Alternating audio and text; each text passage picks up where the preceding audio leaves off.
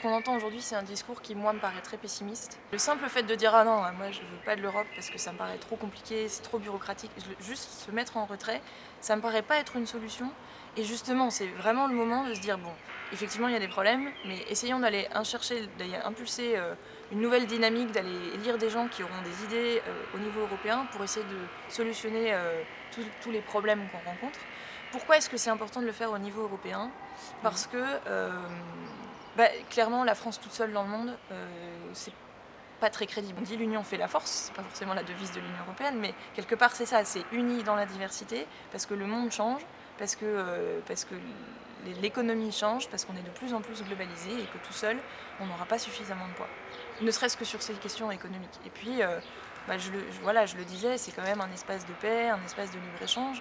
On a des choses en commun à partager et juste se donner les moyens de grandir dans cet échange-là, parfois avec beaucoup de disparités nationales, c'est évident, mais de grandir dans ces différences-là, ça peut être qu'enrichissant.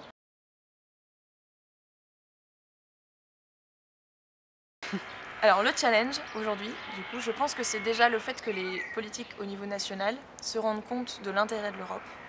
Il y a un discours, en tout cas en France, je trouve un peu biaisé sur le fait que c'est plus facile d'accuser l'Europe que de la construire, en tout cas, de mon point de vue.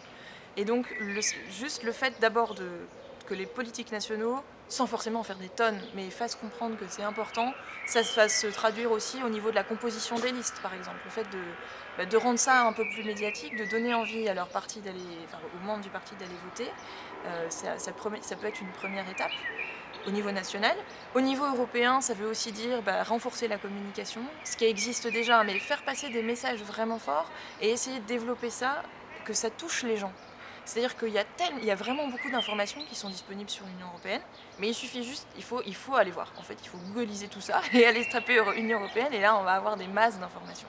Et je trouve que la chose inverse, ça serait que l'Union européenne vienne dans les écoles, dans les entreprises, n'importe, ce qu'elle fait déjà, mais le faire encore plus, pour faire comprendre, ce qui est difficile, hein, que l'Europe a vraiment un impact et peut avoir un impact positif sur nos vies quotidiennes. Donc l'action des gouvernements et des politiques en général, l'action de l'Union européenne sur la communication, mais pas seulement, c'est-à-dire la communication, ça veut dire réfléchir vraiment au projet. Ouais. Et puis une dose d'optimisme aussi de notre part et pas rester pessimiste dans notre coin.